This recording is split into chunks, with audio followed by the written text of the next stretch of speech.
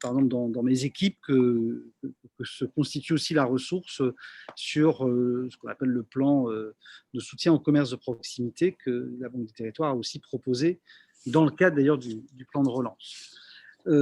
D'abord, merci, hein, et d'abord, merci et avec nos excuses, je crois, respectives, puisque c'est vrai qu'entre le mois de mars où cette rencontre était prévue et puis aujourd'hui, il y a eu pas mal de reports.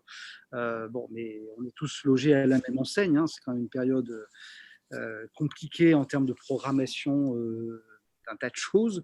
Voilà, mais en tout cas, ravi que ce rendez-vous ait pu avoir lieu et merci pour le travail préparatoire, puisque l'intérêt de cet échange, c'est que il s'appuie aussi sur tout ce qui vient d'être présenté et donc sur un matériau à partir duquel on peut discuter. Et vous dire aussi, parce que c'est intéressant que vous le sachiez, que dans l'exigence que la Banque des Territoires s'est appliquée à elle-même dans la mise en œuvre de ce programme Action Cœur de Ville, on termine en ce moment une évaluation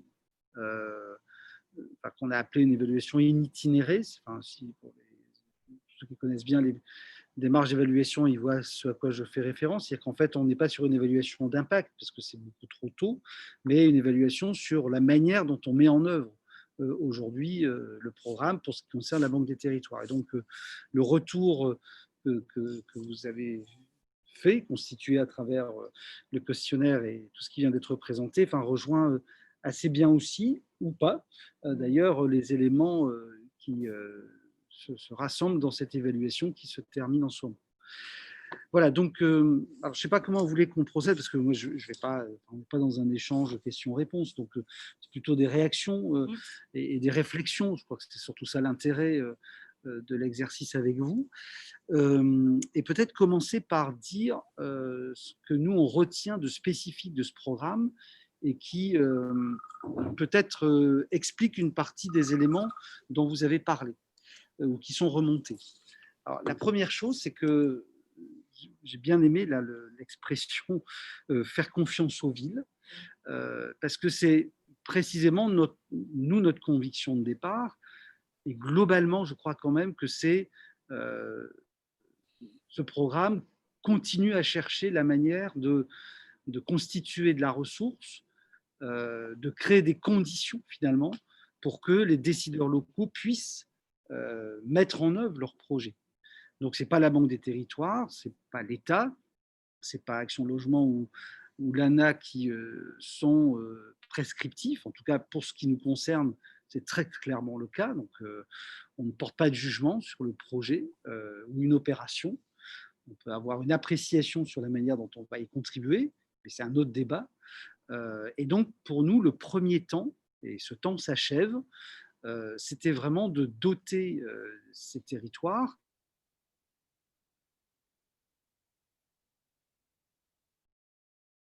cas, pour pouvoir donc affiner, préciser, fiabiliser leur projet.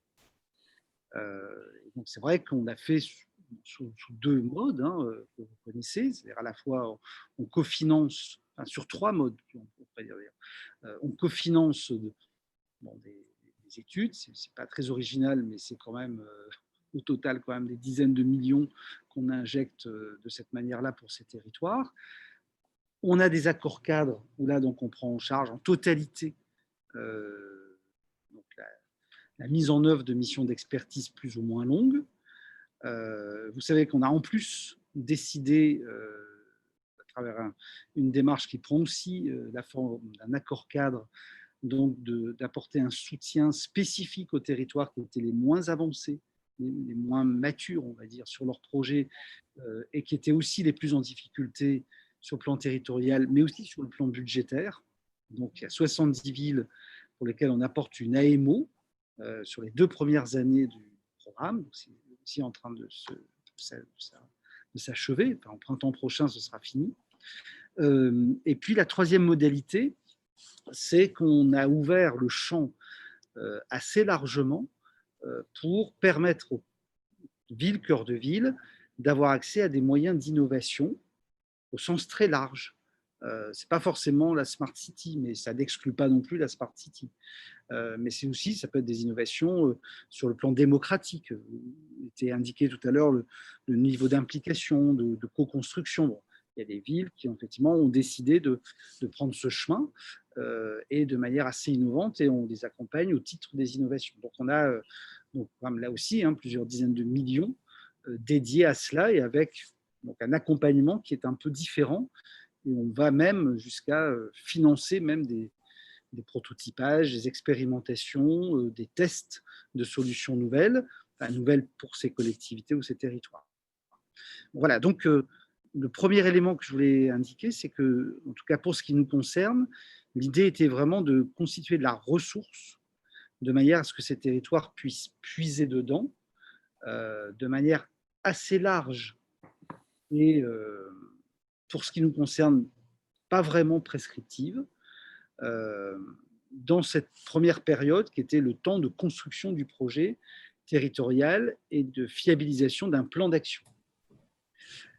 Là où vous notez quelque chose que je partage, c'est que le niveau d'exigence par rapport à ce processus-là de construction d'un projet territorial qui ensuite s'exprime à travers un plan d'action, c'est qu'on détermine les opérations, on les spatialise, on les organise dans le temps, on cherche les effets de seuil finalement qui peuvent provoquer des retournements de tendance, c'est comme ça qu'on cherche le plus souvent.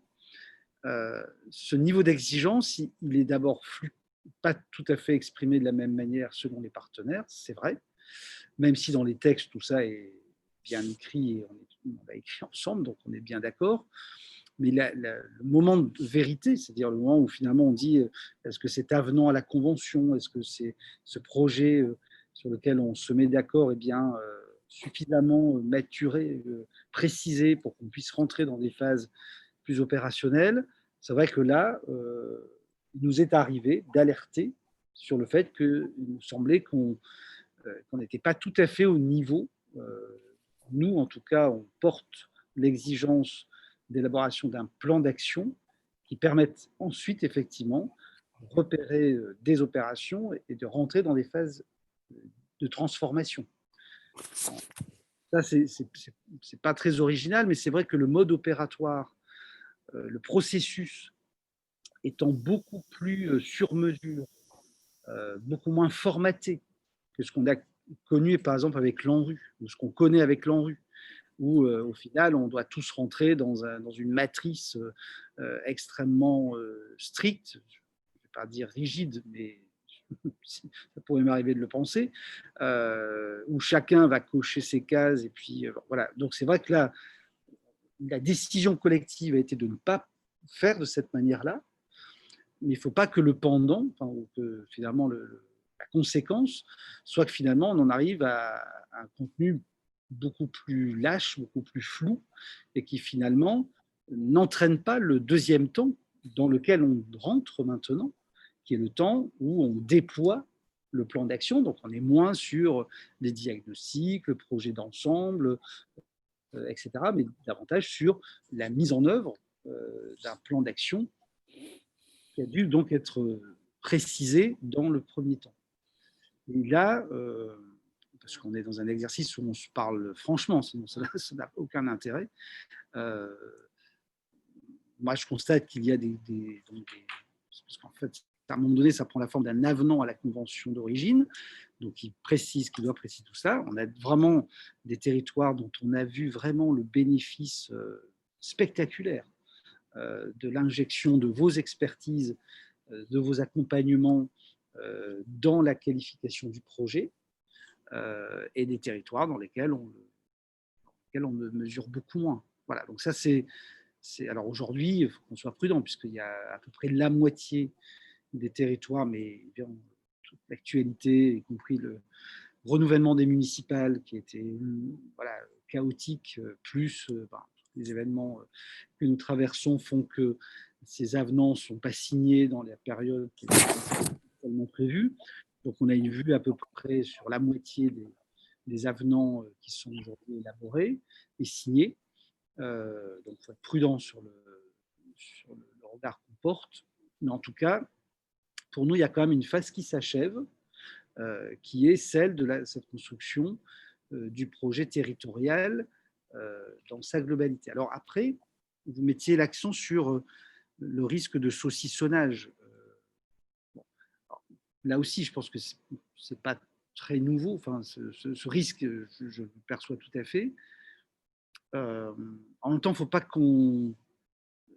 Comment dire ça, il ne faut pas non plus qu'on ait un débat sans fin sur le tout et dans tout et donc on continue en permanence à élaborer un projet parce qu'on n'aurait jamais construit de manière suffisamment globale. Enfin, donc, je pense que ça a été possible, l'exercice de construction d'un projet territorial à la bonne échelle, la dynamisation du cœur de ville étant l'objectif, mais en même temps avec un périmètre qui doit évidemment se poser à une échelle qui est plutôt celle du bassin de vie finalement, puisque l'échelle des problèmes n'est pas forcément l'échelle des solutions. Donc tout ça, je pense, a été rendu possible par les moyens qu'on a mis à disposition, parce que vous disiez aussi, on fait confiance aux villes. Ça dépend aussi, ça, dire la vérité. Enfin, si on n'est pas non plus dans une démarche prescriptive par respect de la décision territoriale, il se peut aussi, et là je ne porte pas de jugement, mais que les décideurs territoriaux n'aient pas les niveaux d'exigence qu'on évoque ensemble, et eux l'intention d'aller beaucoup plus sur un sujet, celui-ci, et voilà, passent à côté de la construction du projet plus global et à la bonne échelle. Enfin voilà, après, à un moment donné, ce sont eux les patrons du projet.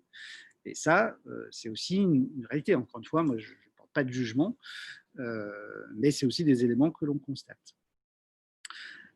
Alors après, il y a un autre élément que vous avez souligné, j'essaie d'être, j'espère pas trop long, un autre élément que vous avez souligné, c'est l'articulation des différents financeurs. Donc là aussi, cette démarche du cœur de ville, je crois que, enfin, je ne sais pas si elle est originale, mais en tout cas, elle est la tentative de construire l'organisation des différents contributeurs, enfin des différentes contributions autour du projet. Autrement dit, ce qui fait la mise en cohésion et en cohérence des différentes ressources possibles, c'est le projet. Donc c'est vrai qu'on ne dit pas, voilà, chacun d'entre nous à tout coup exactement ce sur quoi on va aller. Enfin, il y a quand même un cadre d'intervention de chacun. Mais on ne dit pas à la collectivité, ben voilà, vous avez eu de l'ANA un droit de tirage d'autant, de la Banque du Territoire un droit de tirage d'autant. Enfin, donc ça ne se fabrique pas comme ça. L'idée, c'est que c'est le projet qui, par la nature des opérations qui vont donc être mises en œuvre, appelle la contribution des uns ou des autres. Nous, par exemple, la Banque des Territoires, si la collectivité est dans un projet dont les leviers sont strictement publics, une mise en œuvre strictement publique, la Banque des Territoires, à un moment donné, à part prêter de l'argent, parce qu'on est une banque, donc on prête aussi, mais pour le reste, on aura une contribution limitée. Si à l'inverse, un territoire dit pour faire mon cinéma, j'aurais pu ou je peux le faire sous forme de bâtiment public, mais peut-être aussi que je peux faire porter cet immobilier par le privé. Et donc, je regarde comment la Banque des Territoires va pouvoir investir dans une société qui va porter cet immobilier à la place de l'intervention publique. Là, on va pouvoir nous exprimer. Donc, je le redis, c'est la nature des opérations, mais c'est aussi la nature des modèles que les décideurs locaux vont choisir qui va déclencher la mise en œuvre ou la contribution de tel ou tel acteur, de tel ou tel contributeur. Alors, ça, je conçois que ça peut être compliqué.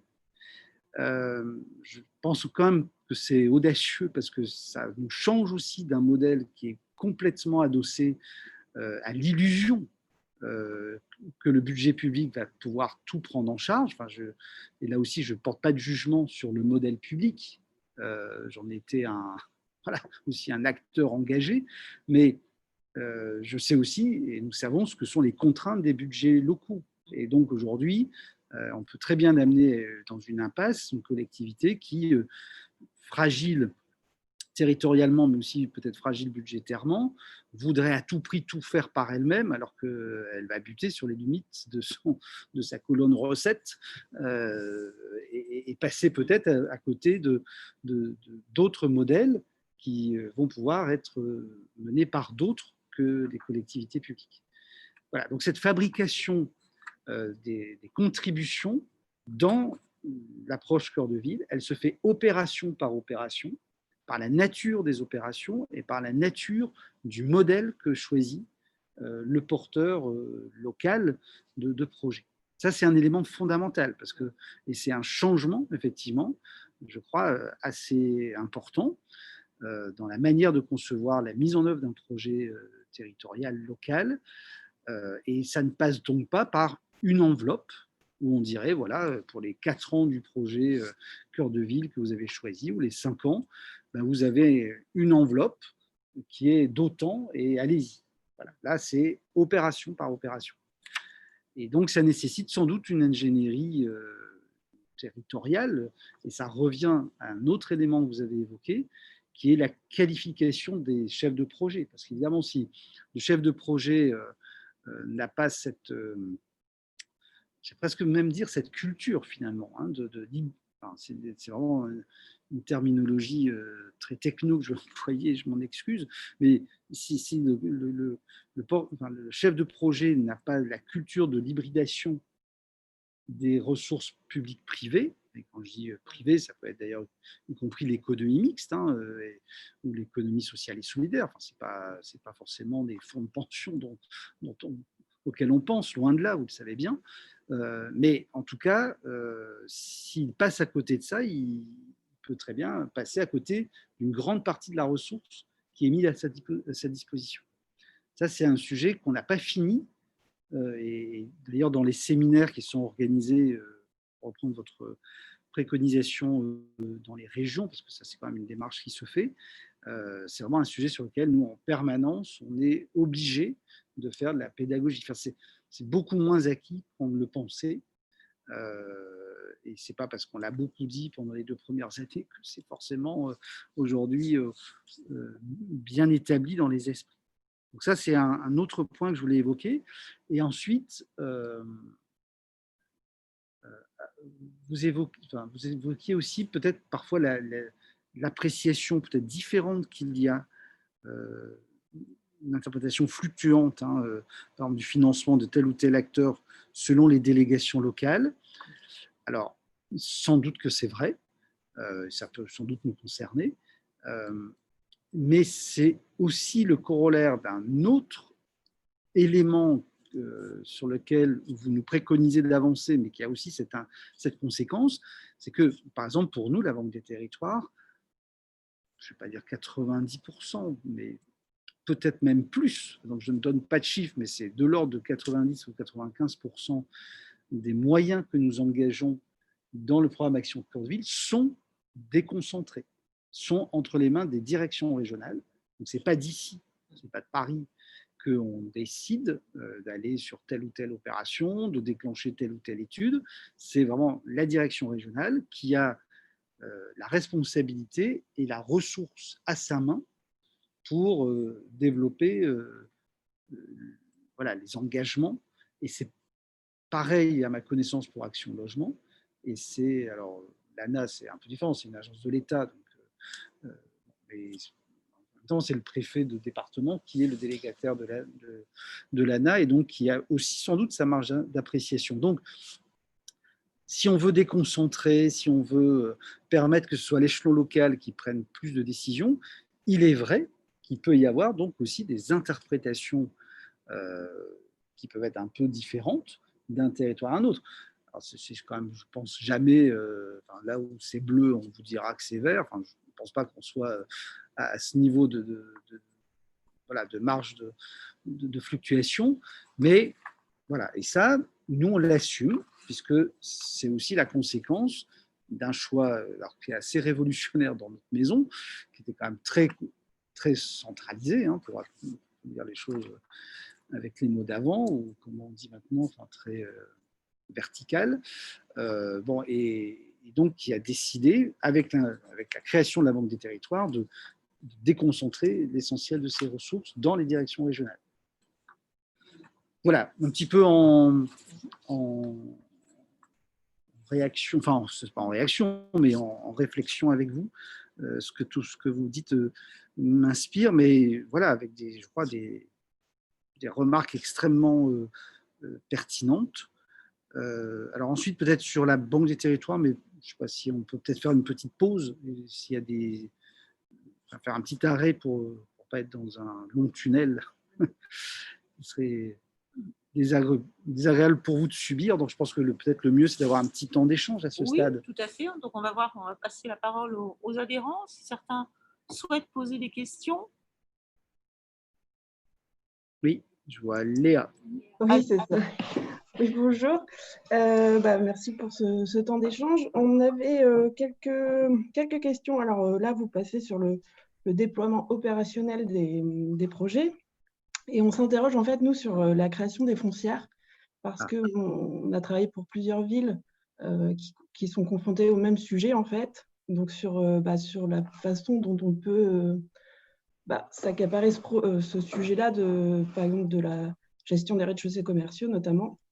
Donc voilà, on se rend compte qu'il y a un problème aussi de taille de territoire. C'est souvent des sujets qui doivent être portés sur plusieurs villes, potentiellement sur une agglomération ou sur plusieurs agglomérations. Et donc voilà, on aurait voulu avoir des précisions. On sait que la Banque des territoires s'engage sur le financement de ces foncières et de savoir un peu l'état d'esprit sur ce sujet.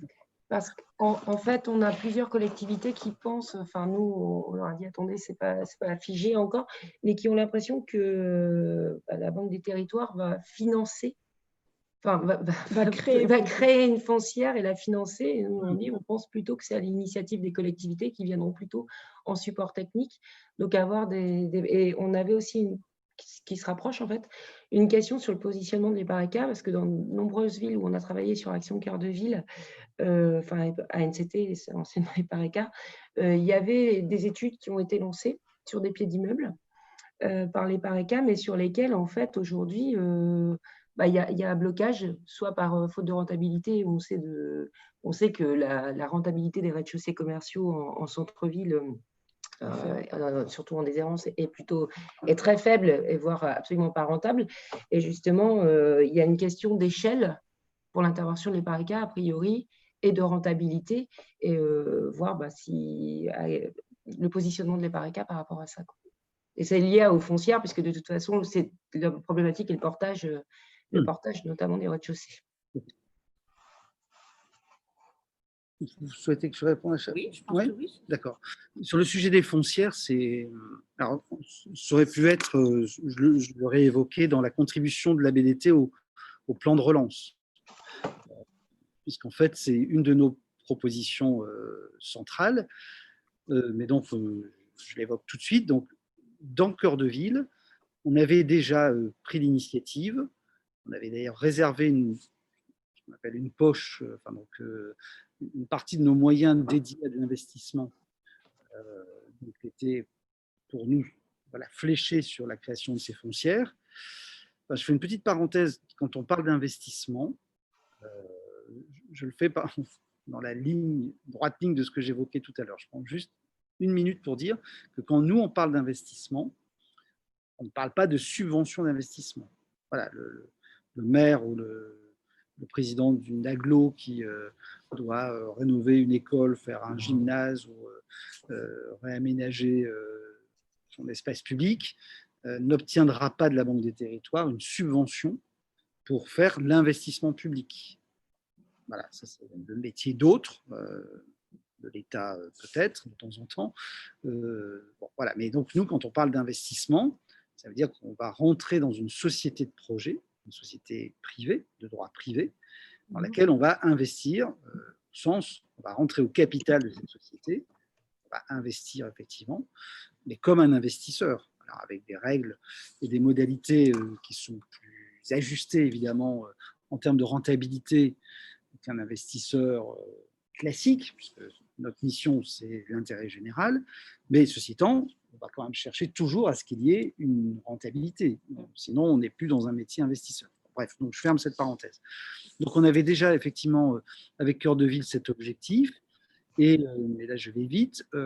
Quand il y a eu l'intervention du confinement, on a mené tout un travail prospectif, on peut dire ça, sur les impacts possibles du confinement long. Et à ce moment-là, on ne savait pas combien de temps ça durerait, ni qui ça concernerait. Enfin, bref. Donc, sur notamment les commerces de centre-ville. Bon, on pourra en discuter si vous voulez. Il y a plein de choses à dire sur le sujet. Mais en tout cas, en conclusion de ce travail, nous avons donc émis plusieurs propositions à l'État. Et une de ces propositions, c'est de constituer, en tout cas d'aider à la structuration d'une centaine de foncières, à l'appui de ce qu'on avait commencé à faire dans le cœur de ville, avec les enseignements qu'on a tirés aussi de ce qu'on a fait ou pas, d'ailleurs, en cœur de ville. Et donc, aujourd'hui, la Banque des Territoires, elle va intervenir de 3 manières. On va prendre en charge la totalité des moyens dédiés à la préparation de cette structuration. Je dis toujours structuration parce que ce n'est pas forcément une création nette. On peut s'appuyer sur un EPL existant dont l'objet, le périmètre ou la capitalisation va évoluer pour permettre de faire ce travail. Vous avez raison, le moment en vérité, c'est est-ce que cette foncière sur laquelle on travaille dans une ville, dans une centralité, est-ce qu'elle flotte économiquement? Et pour qu'elle flotte économiquement, est-ce qu'elle a suffisamment d'actifs sur lesquels elle va intervenir? Ces actifs auront-elles une rentabilité? Enfin, est-ce que les personnes qui vont l'occuper vont pouvoir payer un loyer tenant compte de ce qu'est le marché et ce loyer, à un moment donné, permettre… bref, donc tous les éléments qui sont constitutifs d'un projet économique à part entière. Donc, nous, nos conclusions ont parfois été, dans le cœur de ville d'ailleurs, à travers le travail dont je suis en train de vous parler, de conclure à non, ce n'est pas possible. À cette échelle-là, ou sur ces seuls actifs-là, il n'y a pas de viabilité économique. Ça peut renvoyer à d'autres modèles. C'est pour ça que je pense que le modèle public n'est évidemment pas pour nous un contre-modèle, même si ce n'est pas celui sur lequel on va nous intervenir. Mais en tout cas, si on fait le choix d'une société foncière au sens d'une société privée, voilà, qui va porter et donc avoir son existence économique à travers cette activité, il faut que, effectivement, ça flotte, pour reprendre cette expression, d'un point de vue économique. Donc, à partir de là, nous, il y a plusieurs options. Et donc, une contribution qu'on a apportée et un combat ensuite qu'on a mené et que nous avons gagné dans le cadre du plan de relance, c'était la démonstration que nous avons faite que il y a des catégories d'actifs, enfin, d'immeubles, qu'on va donc traiter à travers l'intervention de la foncière, dont le coût de traitement, d'acquisition et de traitement avant la mise sur le marché au loyer du marché local ne peut pas être pris en compte par une foncière parce qu'il y a un déficit qui apparaît immédiatement et donc ça mettrait en péril la société. Et donc il faut absolument qu'il y ait des subventions d'équilibre par opération, comme d'ailleurs vous y faisiez allusion, les PARECA les obtenez, les obtient à travers l'agence quand on est dans un quartier en rue. Il y a une subvention de l'ANRU qui vient permettre d'équilibrer l'opération. Pourquoi l'opération ne pourrait pas se faire.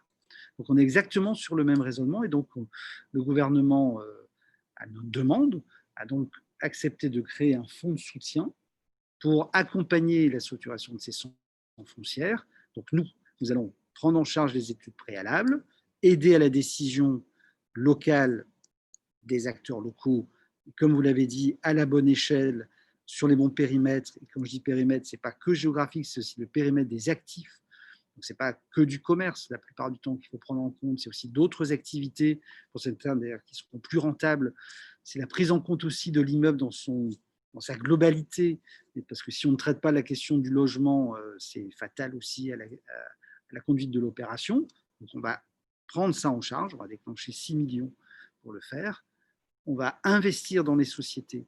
Donc on a prévu 300 millions pour rentrer au capital de ces sociétés foncières. Aujourd'hui, dans Cœur de Ville, il y a ce point de repère, il y en a une quinzaine dans lesquelles on est aujourd'hui engagé, il y en a une trentaine dans lesquelles on est engagé et qui sont actives Cœur de Ville et hors Cœur de Ville. Et on va donc aussi prêter, puisque nos prêts peuvent être aussi pertinents pour notamment l'acquisition des actifs.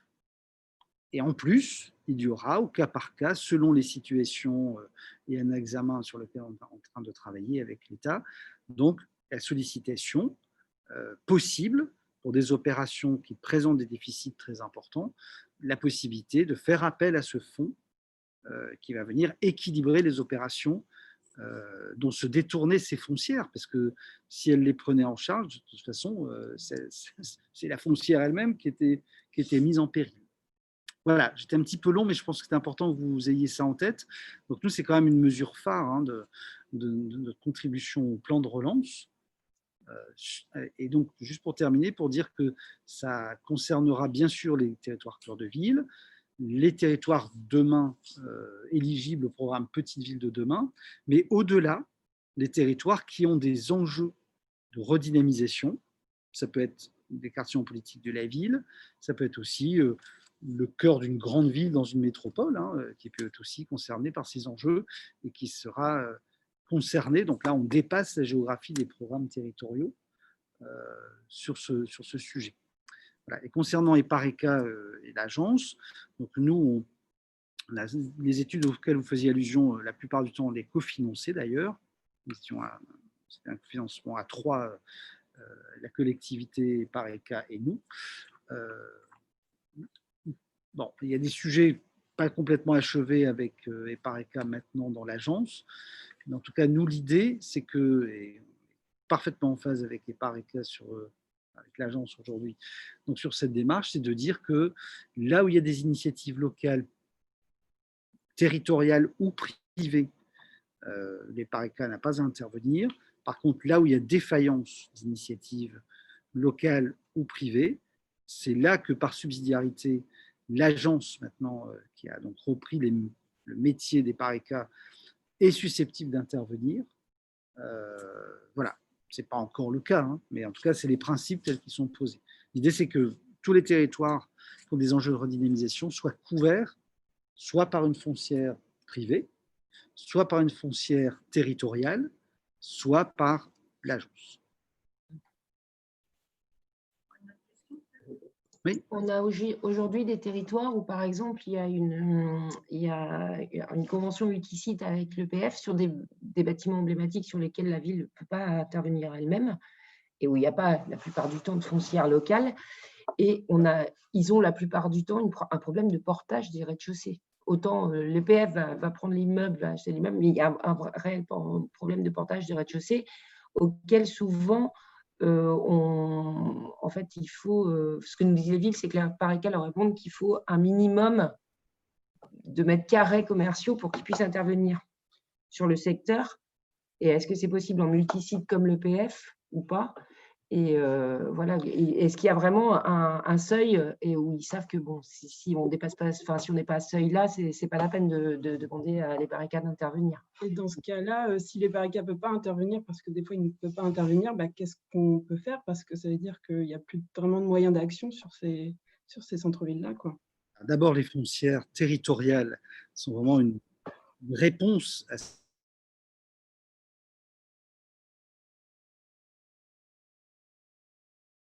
profilé, c'est-à-dire il y a un EPF, il acquiert, mais il acquiert à la demande de la ville.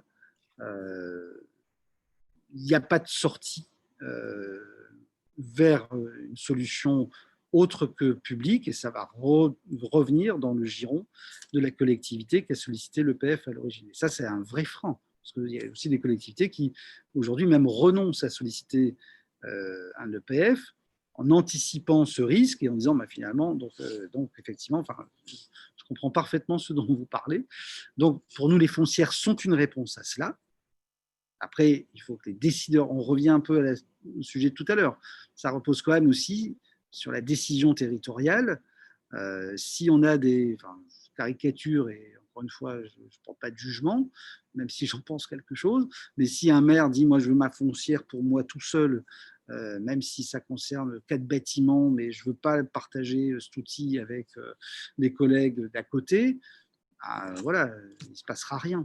Mais là, ce sera la conséquence d'une décision politique. Il y a ça aussi quand même. Donc on ne peut pas non plus laisser ça de côté. C'est quand même aussi un élément qui est déterminant. Voilà. Après, Pareca, effectivement, ont posé le seuil plancher des 1000 mètres carrés. Hein, c'est ce à quoi vous faites allusion. Bon, nous, on ne raisonne pas de cette manière-là. Sur les foncières territoriales, c'est vraiment à regarder.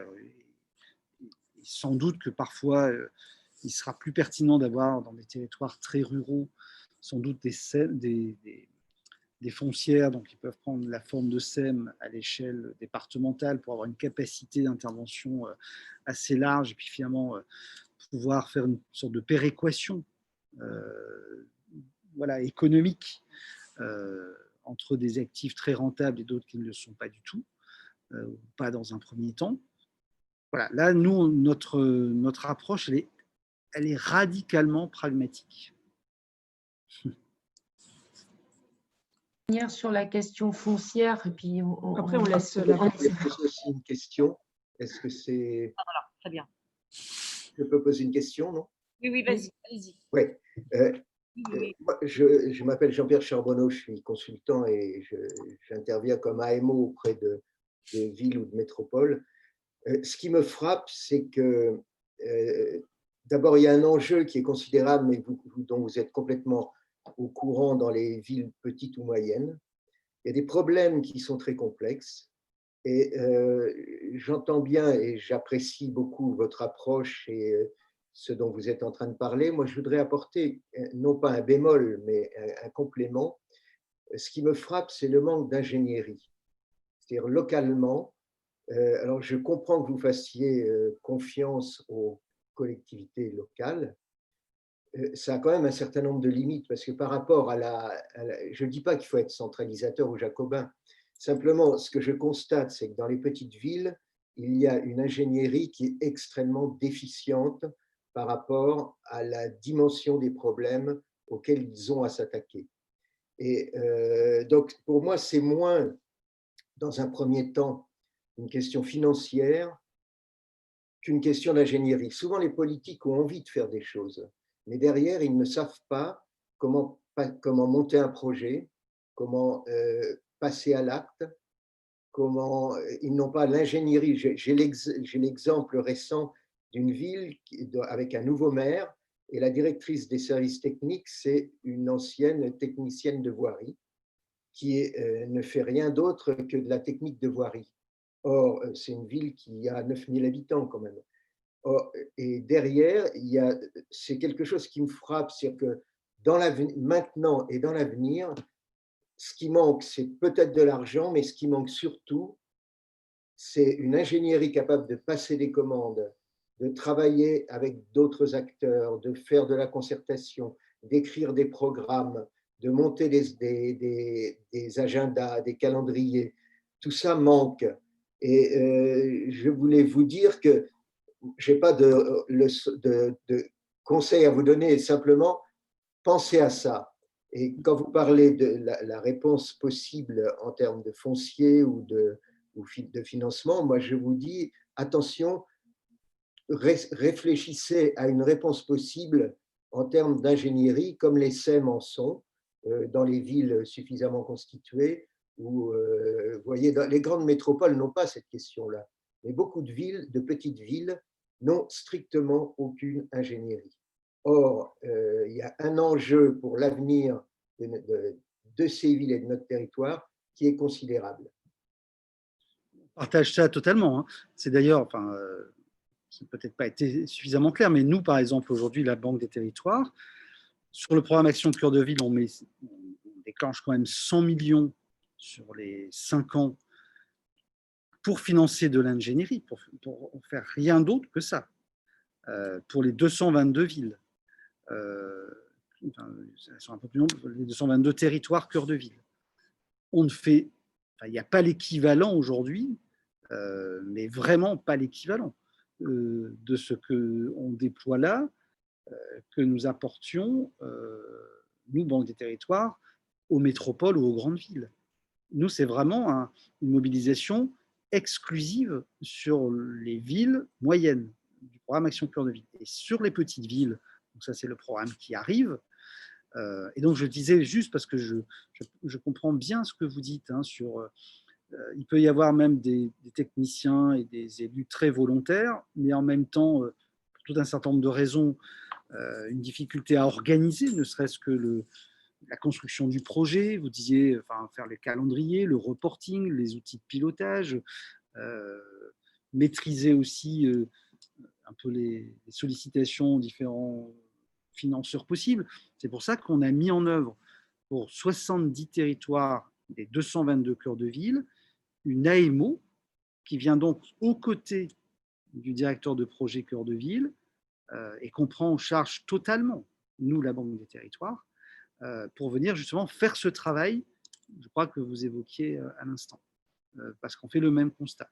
Et pour les petites villes, je termine juste, pour les petites villes, on a tiré les enseignements voilà, par la connaissance qu'on a de cette maille territoriale, mais comme les villes moyennes, il faut dire la vérité, qui sont des territoires dont la Caisse des dépôts s'était détournée pendant 20 ans. Donc, c'était des territoires que nous connaissions très mal. Enfin, encore une fois, on est dans un exercice d'échange et de paroles de vérité, sans quoi ça n'a aucun intérêt. Donc, la connaissance dans laquelle on a investi pour aller vers ces territoires, et par exemple les petites villes maintenant, nous enseigne que le sujet que vous évoquez sera encore plus important pour les petites villes. Et donc, le choix que la Banque des Territoires a fait, qui est complètement à l'envers de ce qu'on fait habituellement, on va donc nous cofinancer des postes de directeurs de projet dans les petites villes, qu'on va contribuer aussi à former, auquel on va apporter cette AMO dont j'étais en train de vous parler, et qu'on va renforcer plus encore pour les petites villes, mais on va, pour aller dans le sens de ce que vous dites, équiper les villes avec un directeur de projet de redynamisation que la Caisse des dépôts va cofinancer. C'est le seul cas dans lequel aujourd'hui la Caisse des dépôts accepte d'apporter de la subvention. Et voilà, je pense qu'on est tout à fait en phase avec ce que vous dites, vraiment pour toutes les raisons que vous évoquez, sans quoi on peut mettre à disposition des ressources énormes, mais s'il n'y a pas localement la capacité de conduire, de concevoir le projet et ensuite d'aller capter ces ressources, ben, rendez-vous dans 5 ans. Il ne sera rien passé, ou juste peut-être on va dire des approches très opportunistes, mais qui ne sont pas toujours au bénéfice, au final, d'une redynamisation durable. Voilà, donc, j'ouvre une parenthèse. Bonjour, Monsieur Delannoy. Marina Brodsky, je suis présidente de la CAD. On n'a pas eu l'occasion de se présenter. J'ouvre juste une parenthèse, c'est que, à l'intention de nos adhérents, nous avons pris contact avec l'Association des petites villes de France et pour mener une action de ce qu'on a comme ambition, c'est de réaliser, enfin de permettre à nos maîtres d'ouvrage d'avoir des ressources de sourcing, c'est-à-dire de faire appel à nous pour les accompagner dans une définition des besoins, dans un montage de projet, pour leur donner les clés, pour leur donner, voilà, éventuellement les aider à bâtir un cahier des charges d'ingénierie. Et donc, on s'est rendu compte qu'il fallait provoquer, en fait, tel que nous, ingénierie privée, on provoque le besoin auprès des maîtres d'ouvrage et notamment des petites villes qui effectivement en sont déficientes. Et voilà, donc c'est une action qu'on a commencé à mener, qu'on va poursuivre bien évidemment, mais ça va dans le sens de ce que vous disiez, de ce que Jean-Pierre disait également. Actuellement, vous avez un vous avez une consultation qui est en cours, hein, voilà, pour les petites villes de demain, qui porte en partie là-dessus, qui constitue ce que nous on appelle l'assistance au management de projet, donc qui est l'AMO finalement dont je parlais avant. Et puis l'accompagnement, parce qu'on pense que dans un premier temps, il faudra beaucoup être sur l'accompagnement à la conception, à la méthodologie aussi de construction du projet territorial. Et donc, il y a une consultation en cours sur ces sujets pour petites villes. Moi, je peux peut-être rebondir par rapport peut-être à l'évaluation en cours. Quelles leçons vous tirez des modes d'expertise? Est-ce qu'il y a des modes d'expertise aujourd'hui un peu innovants, ou est-ce qu'on est finalement sur des modes d'expertise extrêmement classiques, qu'on peut connaître, que ce soit du développement local ou de l'aide au développement de stratégie? Bénédicte, on ne t'entend pas bien. Tu t'approches du micro peut-être. Pardon.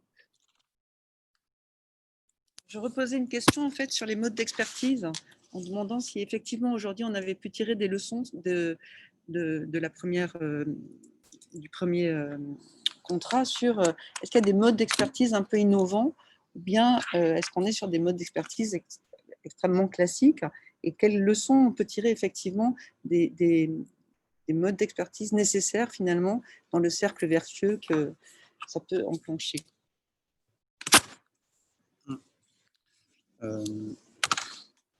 Je n'ai pas une vue peut-être complètement précise pour pouvoir répondre de manière assurée à votre question. La perception que j'en ai globalement, c'est que ça reste très classique. Voilà. Globalement, les projets sont très classiques. Les ingénieries mises en œuvre sont plutôt assez classiques. Je trouve, pour parler très franchement, que parfois on reste. Je trouve que la rentrée dans la technicité, en tout cas l'épreuve un peu vérité pour le passage à la transformation, ce moment de l'ingénierie finalement qui est du projet un peu global à comment on va transformer, donc quels sont les modes opératoires, quels sont les. Là, je pense qu'il faut qu'on arrive à être plus, parce qu'on soit avec des contributions plus étayées, enfin, plus précises. Je trouve que c'est. Parfois, on en reste à des considérations qui restent un peu trop générales de mon point de vue. Après, il y a d'autres sujets qui sont assez frappants. Alors, je pense que les choses évoluent. Mais en tout cas, dans toute la première partie du programme, ce qui était quand même assez étonnant, c'est que tous les sujets d'innovation, qu'elles soient d'ailleurs technologiques, mais aussi autour de la question environnementale, écologique, de la participation des habitants, enfin les phases de co-construction, ont été très très peu investies, mais vraiment très très peu investies. Voilà, donc c'est aussi une réalité qu'il faut regarder avec lucidité. C'est que je pense qu'il y a aussi un chemin. Alors c'est là où nous on trouve le juste équilibre. Je vous ai dit tout à l'heure, on n'est pas prescriptif. Ceci étant, nous sommes convaincus qu'il y a des sujets majeurs si on veut être sur de la redynamisation durable dans tous les sens du terme, qui ont des effets durables, mais aussi qui s'inscrivent dans les transitions impératives sur des questions environnementales et écologiques, mais qui doivent aussi permettre à ces territoires d'inventer leurs solutions. Ce n'est pas par la reproduction des solutions qu'on trouve dans les grandes villes, souvent sous contrainte. Je sais pas, la place de la voiture, c'est évidemment, ça n'a rien à voir quand on est sous contrainte dans une grande ville où il manque de places de stationnement, où il y a de la thrombose matin et soir. Il y a des villes dans lesquelles, je vais provoquer, mais le maire rêve qu'il y ait des embouteillages et que ces parkings soient pleins. Voilà. Donc, on ne peut évidemment pas penser la question de la mobilité, la question de la renaturation, etc., avec les mêmes schémas. Donc, on est obligé d'inventer. Et pour le moment, on est au début de ce processus. Dans les villes moyennes, je pense que dans les petites villes, il y a beaucoup plus déjà de démarches inventives. Voilà, c'est un peu ce qu'on pressent, mais c'est vu, voilà, vu un peu de loin. C'est pas de loin, mais c'est vu une perception. Mais dans les villes moyennes, je peux vous dire, pendant 1 an et demi, sur les questions résilience climatique, biodiversité, nous n'avons eu aucune sollicitation, alors que nous prenons en charge en totalité les moyens de travailler sur ces sujets. Voilà. C'est en train d'évoluer, mais c'est un sujet sur lequel nous, on a décidé de ne pas laisser le sujet en plan, et donc avec le marché à bon de commande, d'être offreur d'une solution, d'une démarche qu'on appelle Green Plus. Donc on dit, voilà, une ville, quelle qu'elle soit, cœur de ville, vous voulez travailler sur ces sujets, ben, voilà, pendant 10 ou 15 jours de temps d'experts s'il le faut, on vous met de la ressource pour travailler. Et donc, on a fait donc une offre. Là, on n'a pas attendu que la demande s'exprime, parce qu'elle ne s'exprimait pas. Et on a fait la même chose sur les solutions smart, donc une démarche voilà, qu'on a aussi déclenchée selon le même mode opératoire. Voilà. Moi, il me reste 5-10 minutes. Ah, d'accord. Ouais. Pardon. Est-ce que juste pour... Ouais, François Meunier voulait pas poser une question, si c'est possible. Alors allons-y, peut-être, avant de passer aux autres. Oui, d'accord, très rapidement. Alors, du coup, oui, alors nous, on a fait un peu un état de la situation, parce qu'on a répondu à quelques actions cœur de ville, et on a lu pas mal de cahiers des charges. Donc, je voulais faire très, très rapidement ce retour, en complément de ce qui a été dit, hein, qui est très juste. Simplement, on constate qu'il y a quand même beaucoup de commandes initiales qui posent, on va dire, des demandes d'ingénierie sur des temps très courts, avec des formules telles que diagnostic flash, mise en récit. Et puis, en face, on constate aussi, à la lecture des cahiers des charges, que eh bien, tout ce travail-là, évidemment, et c'est lié au temps, mais en même temps à la manière dont le sujet est appréhendé, eh bien, il n'y a pas de démarche d'association des acteurs qui soit, on va dire, très poussée. Il y a une collecte d'informations, hein, il y a évidemment des interactions avec les acteurs, il y a des cotecs, il y a des copiles, mais il n'y a pas, ou assez peu, on va dire, dans le reflet, en tout cas des cahiers des charges, et parfois dans le reflet de l'expérience qu'on en a, des démarches de co-construction, voilà, qui, à mon avis, dans la manière dont il faut communiquer là-dessus, doivent sortir, on va dire, du champ de l'innovation. C'est-à-dire que cette approche, on va dire, d'atelier collaborative, jusqu'à au moins faire travailler les élus, les services, et sans doute, certainement aussi, ça serait intéressant, les habitants, il faudrait effectivement que ça sorte, on va dire, de ce périmètre de l'innovation pour tout simplement être considéré comme quelque chose, on va dire, de normal, ne serait-ce que pour conforter les fameuses actions, les mises en œuvre, en fait, hein, le plan d'action, qui, si ce travail-là n'a pas été fait préalablement, évidemment, on aura certainement du mal à trouver des racines aux actions à pérenniser par la suite. Donc là, je pense qu'il y a vraiment quelque chose qui ressort très, très fortement. Et je souscris effectivement à ce qu'évoquait Jean-Pierre, d'une certaine manière à ce que vous évoquiez par rapport aux évolutions que vous faites aujourd'hui quant à la manière de conduire tout ça. Mais c'est vrai qu'autour de la question de l'ingénierie, la difficulté, donc c'est bien la précommande, c'est-à-dire c'est la manière dont les collectivités vont faire commande, avant même d'avoir d'une certaine manière ces ingénieries, donc elles ne sont pas là. Donc ça veut dire qu'elles ont besoin d'être aidées, évidemment, de ce fait à ce moment-là, quand les ingénieries ne sont pas là, qu'il y a un gros enjeu d'accompagnement en termes d'ingénierie autour justement de cette difficulté qu'on voit dans ces projets-là, d'articulation entre les projets, on va dire le pilotage politique et opérationnel et technique, qui sont souvent des choses qui ont tendance à fonctionner en parallèle et qui manquent, on va dire, d'articulation. Donc, ça nécessite effectivement une ingénierie de maîtrise d'ouvrage, et cette ingénierie de maîtrise d'ouvrage est souvent en déficit. Et pour finir, l'AMO dont vous parlez, effectivement, je pense qu'il y a un besoin, mais vous l'avez un petit peu évoqué, d'une AMO de démarche de projet, et pas simplement d'une AMO d'expertise thématique, qui évidemment est importante et nécessaire, mais il y a aussi besoin effectivement d'accompagnement globale, enfin effectivement, comme je l'évoquais préalablement, notamment sur ce pilotage complexe sur ce type d'opération. Réponse Non, ou je- pas sur- Alors, parce que Monsieur Deladroit doit nous quitter dans 5-10 minutes, c'est Oui. ça? Oui. Alors, peut-être les 2 autres sujets sur les consultations à venir. Bah, j'en ai évoqué une, hein, Voilà. très... Petite ville de demain, qui est en cours. Voilà, donc c'est une consultation qui est en cours. Il y en a une autre qui est achevée. Donc c'est une démarche donc on a appelée S-Green Plus, donc qui s'adresse au cœur de ville. Et là, c'est une démarche qui vise à accompagner, donc, par rapport à ce que j'évoquais tout à l'heure sur les questions résilience climatique et biodiversité, comme levier de la redynamisation et la qualification des villes, cœur de ville, pour des villes qui sont un petit peu plus loin, donc qui ont avancé sur le sujet.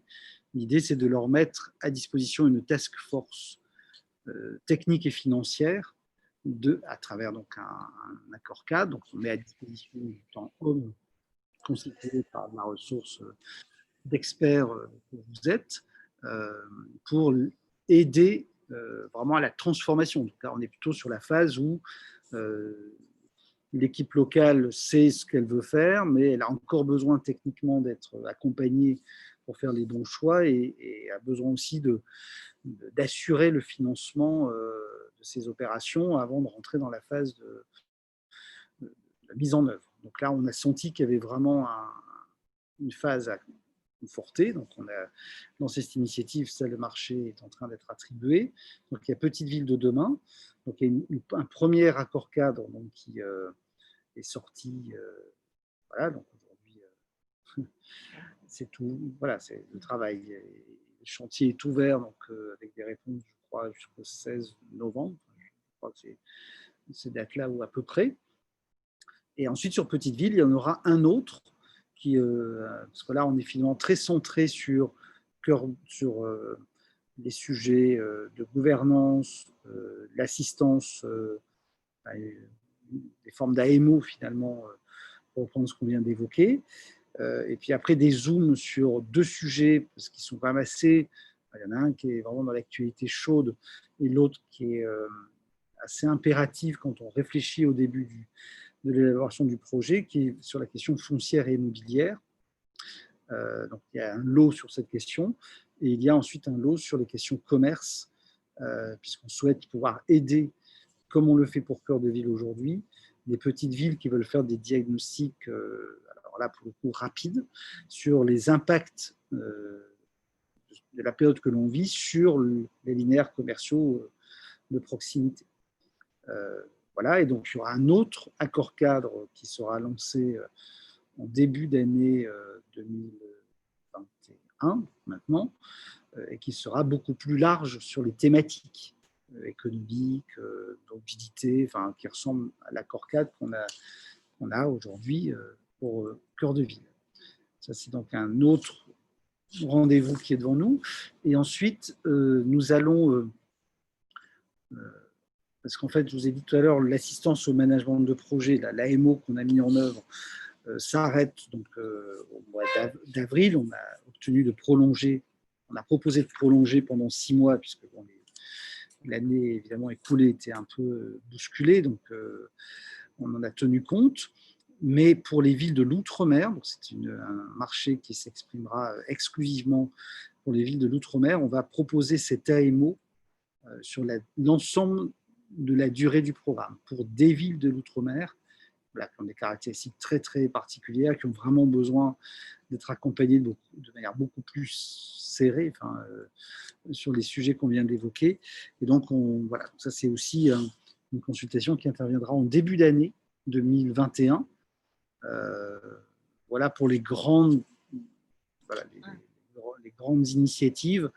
Et puis après, évidemment, nous, une grande partie de ce qu'on finance, qu'on cofinance, est déclenchée par les territoires sous maîtrise d'ouvrage locale.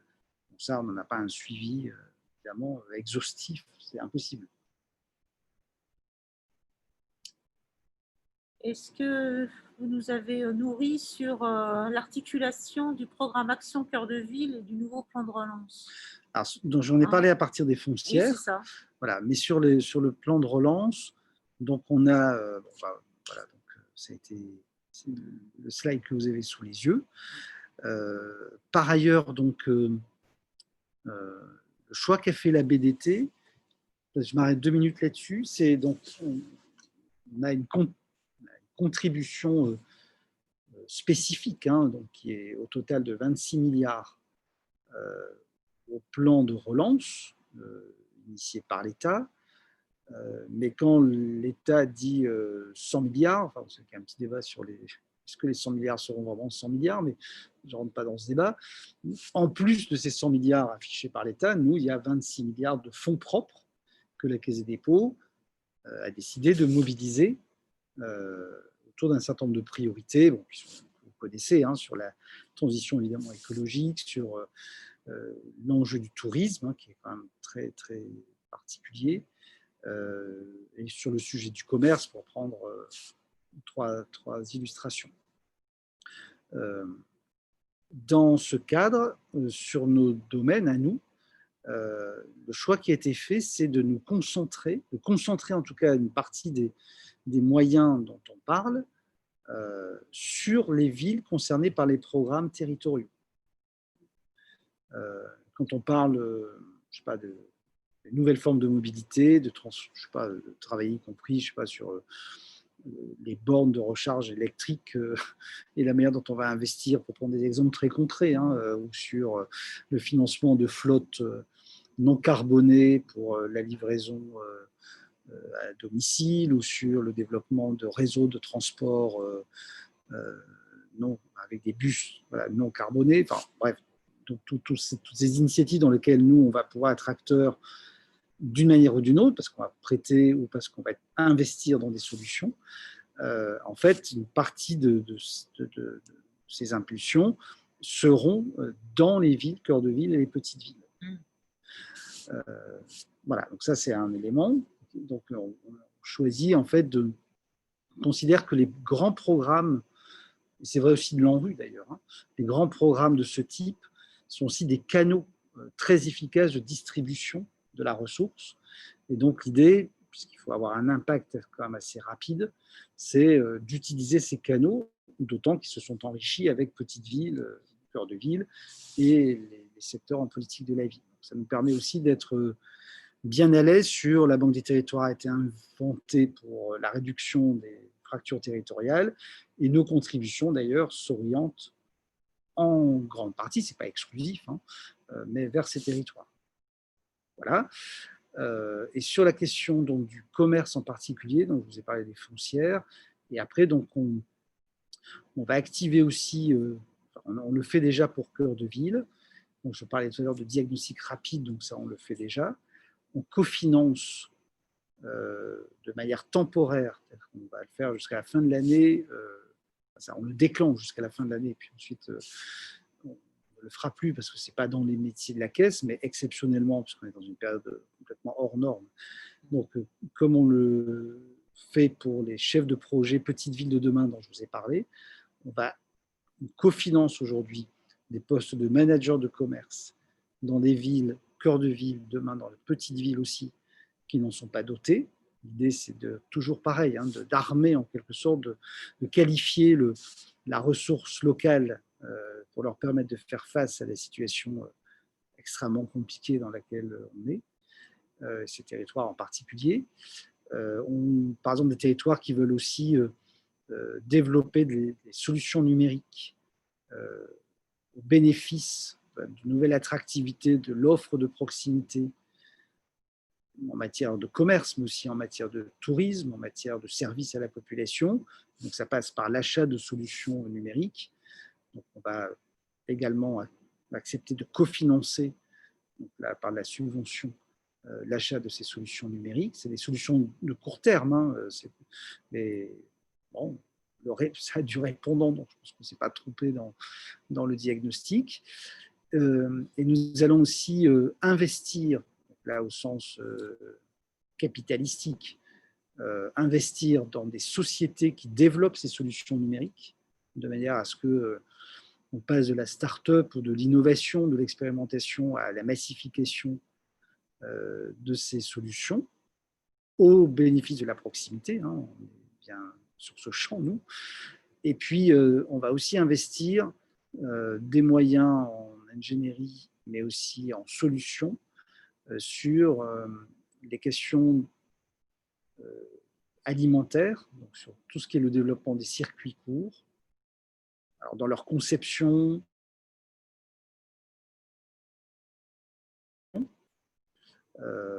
et on va aussi, c'est pas lié, mais il y a aussi un lien, ce qu'on appelle nous les nouveaux formats commerciaux dans lesquels on souhaite, de proximité dans lesquels on souhaite investir, tout ce qui concerne la livraison, enfin la logistique du dernier kilomètre, qui est un sujet voilà, qui est évidemment fondamental si on veut que la tendance qui est nette aujourd'hui, il faut là aussi être lucide, que pour toute une partie des produits, les acheteurs que nous sommes font venir le produit, on fait venir les produits vers nous. Ce n'est pas forcément toujours fatal pour la proximité. Ces relations-là sont très complexes, sont presque un peu équivoques finalement. Mais en tout cas, si on veut que ça ne soit pas que le privilège de grandes sociétés américaines dont vous connaissez le nom, mais si on veut aussi développer, y compris dans la proximité, ces capacités de développer donc, ces modalités de logistique urbaine, de livraison dans la proximité, ça veut dire aussi qu'on doit équiper les territoires pour le penser, mais aussi le mettre en œuvre et aussi opérer des solutions. Donc là, on sera et dans l'ingénierie, et dans l'aide à la conception, mais aussi dans l'investissement dans des solutions. Voilà, j'ai fait à peu près le tour de ce sur quoi nous allons être contributeurs, avec, vous voyez, quand même une focale très forte. C'est un nouveau champ d'ailleurs, dans la maison, qui se construit et qui est dans les équipes que j'anime, donc d'avoir ce domaine d'action donc sur le développement des nouveaux formats commerciaux de proximité. Voilà, dans un domaine d'activité, le commerce qui est en pleine ébullition. Enfin, vous voyez bien dans l'actualité, mais c'est un domaine qui était déjà dans des turbulences fortes avant, avec des phénomènes qui se sont précipités ou cristallisés, enfin précipités au sens chimique, donc avec le confinement notamment, et avec des décisions qu'on voit qui sont en train de s'accélérer. Il y a un très bon article, d'ailleurs, je fais une publicité aujourd'hui dans Localtis, donc qui est produit, vous savez, par ici, par la direction dans laquelle je travaille, d'appui au territoire. Il y a un très très bon article sur ces mutations du commerce en cours et ce à quoi nous assistons. Voilà, c'est une période c'est extrêmement compliqué de détecter où sont les tendances. Voilà, on est au milieu de crise et de mutation, mais voilà, c'est ce qui fait l'intérêt de cette période. Mais bon, ça va se traduire d'abord par des défaillances, on le craint, nombreuses dans les commerces des villes moyennes, en particulier des petites villes, de par la typologie des commerces et les domaines d'activité des commerces qu'on y trouve, voilà, qui sont beaucoup plus des commerces indépendants avec une capacité de résilience qui est forcément moins grande, et avec les domaines d'activité qui sont typiquement ceux qui sont concernés par les fermetures ou les fermetures longues,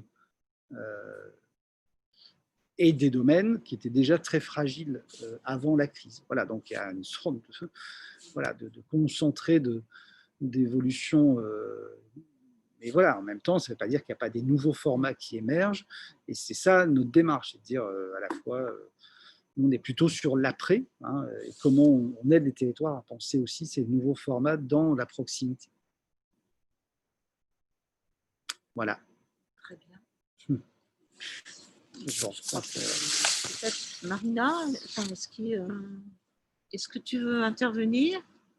Parce que là, je crois qu'on va conclure. Moi, je voudrais remercier évidemment Monsieur Delannoy pour le temps qu'il nous a consacré. Remercier Marie-Paul et Yves qui ont organisé cette matinale, et puis tous les Acadiens qui sont connectés et qui y participent. Je pense qu'on a beaucoup de choses encore à voir ensemble. Peut-être qu'on pourrait réorganiser l'année prochaine cette même réunion, peut-être partir du principe qu'on peut se donner un rendez-vous annuel comme nous on le fait avec l'ANRU d'ailleurs. Voilà, c'est quelque chose à imaginer ensemble, pourquoi pas. Écoutez, non, je voulais vraiment vous remercier pour l'investissement. C'est très important pour nous de pouvoir discuter et échanger avec des acteurs éminemment importants dans le jeu de l'ingénierie privée et de l'aménagement du territoire. Voilà, merci à vous, c'était un vrai plaisir. Merci beaucoup. Merci. Je vais devoir partir assez vite, parce que j'ai une autre. Merci.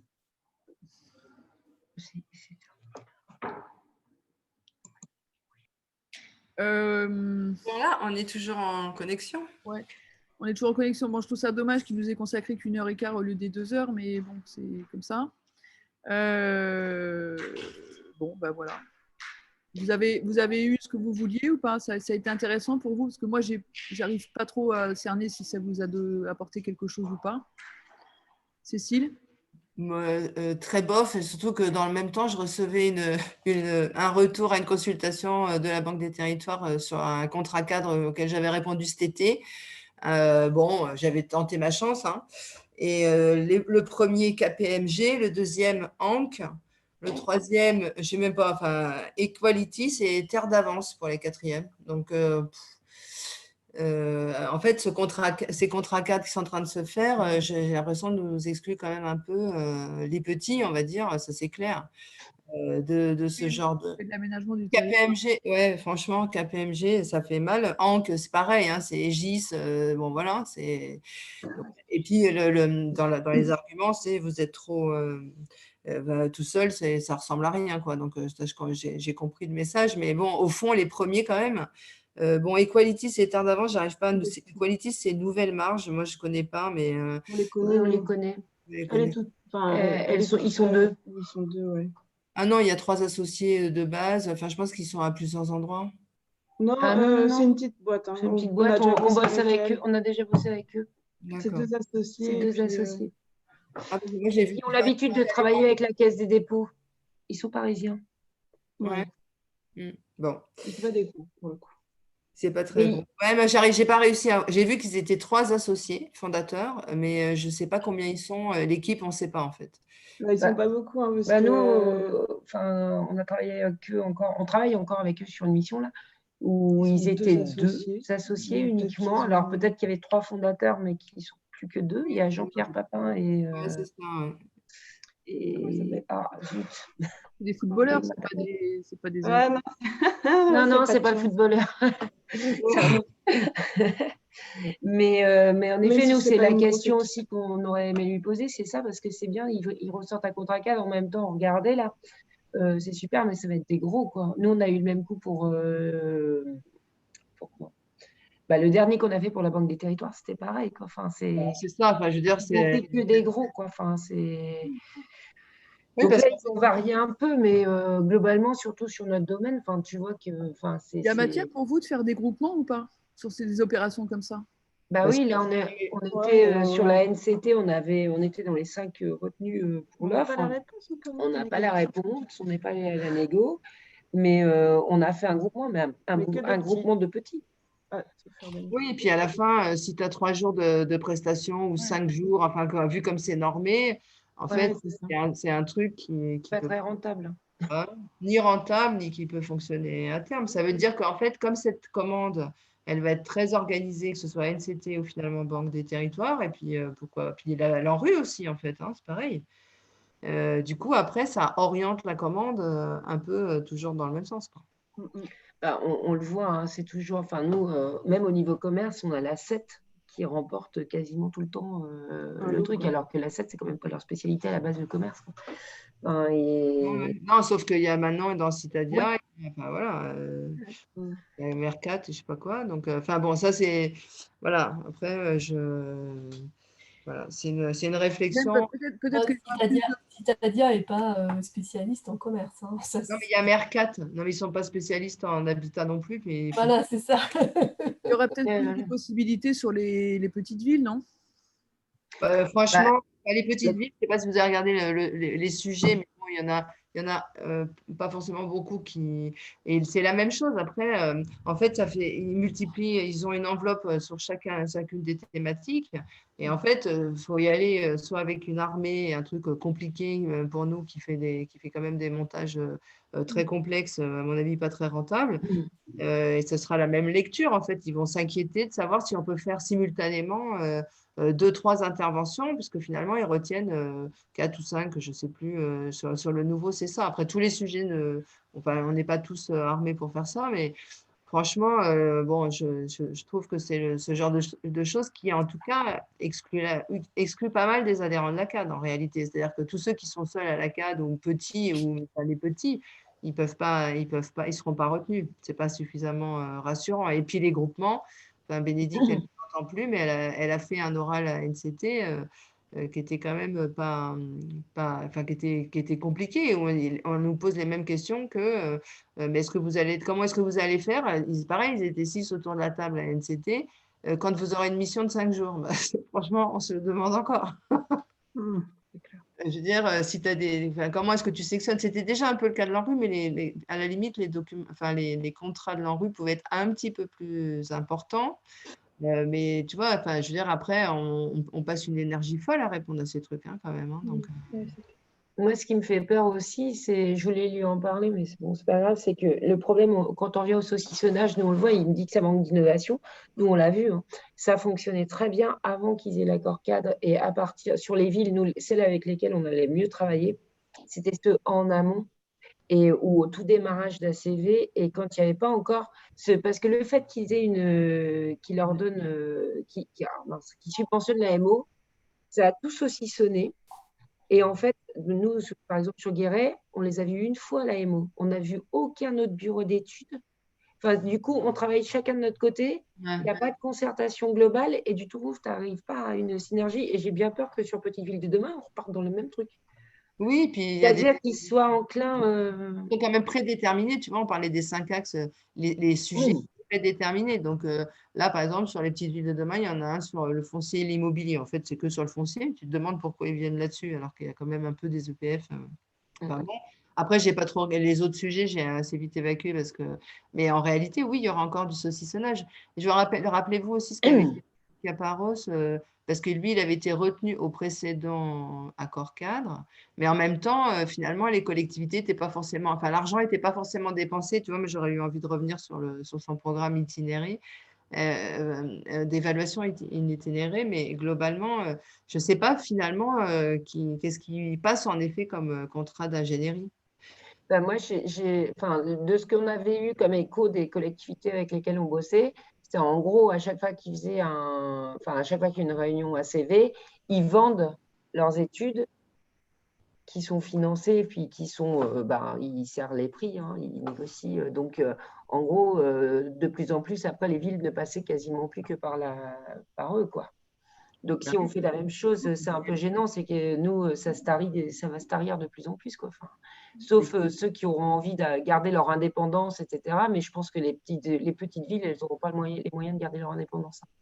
Si on a travaillé pour plusieurs petites villes qui vont certainement se présenter, où ils ont un gros problème d'ingénierie, mais ils ont un gros problème de budget aussi. Et en gros, on faisait des missions.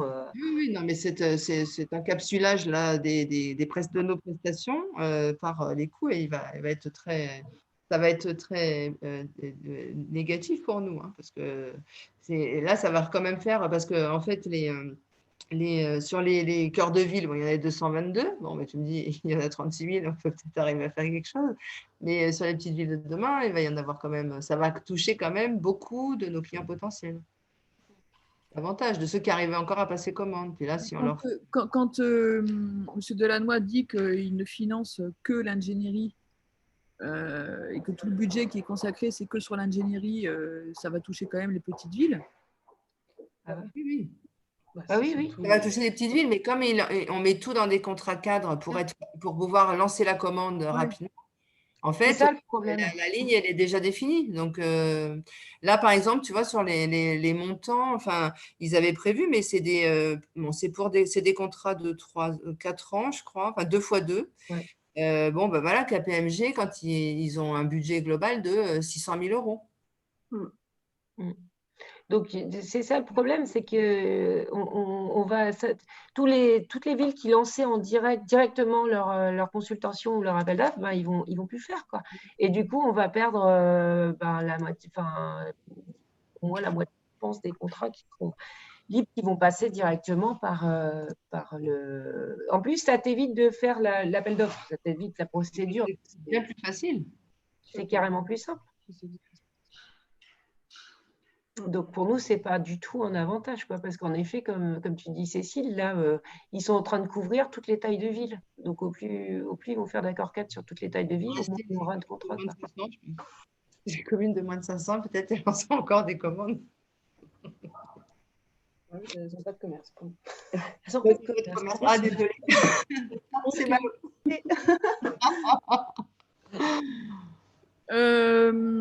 Qu'est-ce qu'on fait? On s'arrête là? Ouais, on va se pendre. Bon, merci à tous. On était quand même 19, ce qui est pas mal. Je suis très contente de ça. On était 19 et pour une matinale, c'est bien. Je crois que c'est notre record. Et ouais, c'est pratique. La vidéo est quand même super pratique. Ouais, ça permet à tout le monde de... Hein, Frédéric? Bon. Frédéric Palu. Ah, bah Frédéric, elle est là. Elle est contente, elle. Salut, Frédéric. Voilà, donc c'est anti-Covid, et ça permet à tout le monde de participer. Donc je pense que c'est un truc qu'on va évidemment pérenniser, d'autant que vous avez vu qu'on a pris un module webinar, donc ce qui nous permet d'avoir l'intervenant en plein écran, ce qui n'est pas désagréable plutôt que d'avoir systématiquement... Là, ceux qui étaient presque gênés, c'était ceux qui étaient sur place, hein, parce qu'ils n'avaient pas le même confort que nous. Hein. Ouais. Enfin bon, il en faut un peu sur place par rapport à nos intervenants, ne serait-ce que pour assurer la technique, parce qu'il paraît que ça a été un peu galère. Quoi. Ouais, bon, ok. Bon, bah, passez une bonne journée. Guy, je vais t'envoyer la vidéo. Attends, je t'ouvre ton micro, parce que maintenant que je peux faire ce que je veux avec les micros. Oh, Christine, on arrive à te voir, dis donc. Guy, on ne t'entend pas. Voilà. Oui. Voilà. Tu m'entends? Oui. Oui, bah écoute, ça fera une sécurité parce que je l'ai aussi enregistré, mais si tu me l'envoies, ça serait si bien. D'accord. Je vais t'envoyer un WeTransfer parce que ça doit peser une tonne. Bah oui, c'est trop lourd, oui, bien sûr. D'accord. On voit le train, Christine. Non, mais j'en ai. Qu'est-ce que tu vois? Non, c'est bon. Mais venez, j'ai fini. Ah. J'ai fini. Vous êtes pas? Je vais vous retrouver. D'accord. Ça va, Marina? Tu étais dans un bon... Je suis au Portugal, donc tout va bien. Ah, j'ai eu un petit problème ce matin, c'est que j'ai 1 heure de décalage horaire et que j'avais complètement oublié.